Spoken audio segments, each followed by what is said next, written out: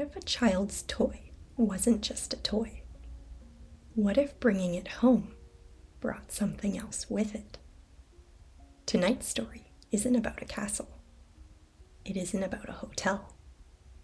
It's about a farmhouse in rural Nova Scotia, and a doll that some believe opened the door to something dark. Hi, I'm Asha, and yes, she's got spirits. And if you're here, chances are you've got spirits too. Each week we dive into true hauntings, real Canadian history, and the stories that refuse to stay buried. So dim the lights and let's get into it. Cheers! Hey guys, welcome back to She's Got Spirits. Tonight we're heading to the 1960s, to a small farming community near Clarendon, Nova Scotia. A quiet place, the kind where nothing strange ever happens. Until it did. In 1960, the Dagg family lived on an isolated farm. Parents, teenage children, normal life. Until one of the daughters brought home a doll. Now, here's where accounts vary slightly. Some say it was a gift. Some say it was purchased secondhand. And some claim it may have belonged to someone who had died. But after that doll entered the home, things began to change. It didn't start small. It escalated quickly. Kitchen knives began flying off counters. Not falling, flying. Witnesses described knives launching across rooms, sticking into walls. The family insisted they weren't touching them. Visitors saw it happen. Even a minister reportedly witnessed objects moving. The teenage daughter, often believed to be at the center of the activity, began waking up with scratches on her body. 3 claw-like marks across her arms, her back, and her chest. She claimed something invisible was attacking her. And here's the terrifying part. Marks sometimes appeared while people were watching her. The doll was kept in her bedroom. After activity intensified, the family began to suspect it. Some say the doll would change positions. Others claimed its facial expressions looked different. Its eyes appeared to follow movement. At one point, the family reportedly removed it from the house. Activity temporarily slowed, and when it returned, so did the violence. This wasn't just family paranoia. Police were called. Reporters visited. Clergy attempted prayers and blessings.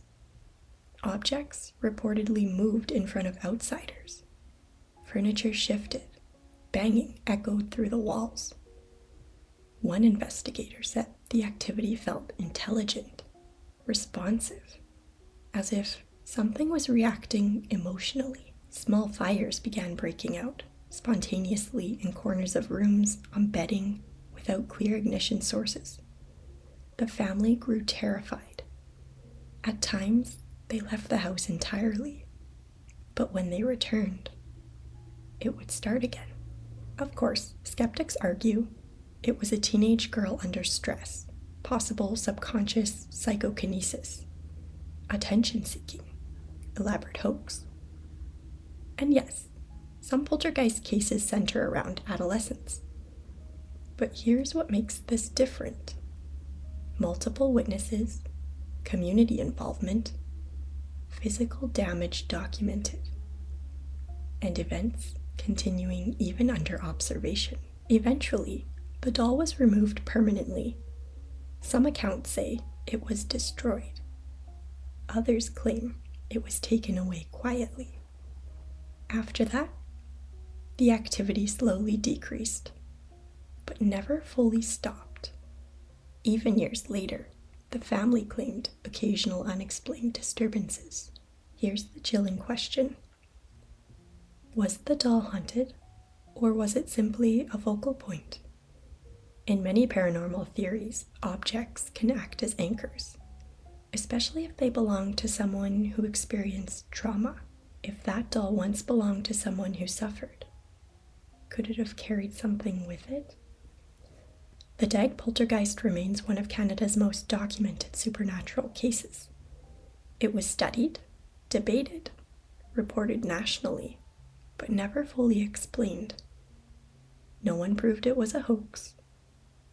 No one proved it was paranormal. And the doll? Its final whereabouts remain unclear. Some believe dolls are harmless toys. Others believe they can become vessels. But in a quiet Nova Scotia farmhouse in the 1960s, a simple doll may have triggered one of the most violent poltergeist outbreaks in Canadian history. So tonight, I have to ask you, if you found an old doll at a secondhand shop, would you bring it home? Or would you leave it right where it was? Let me know what you think. Was this psychological? Was it supernatural? Or was that doll holding something none of us can see? This is She's Got Spirits, and I'll see you next time. Cheers.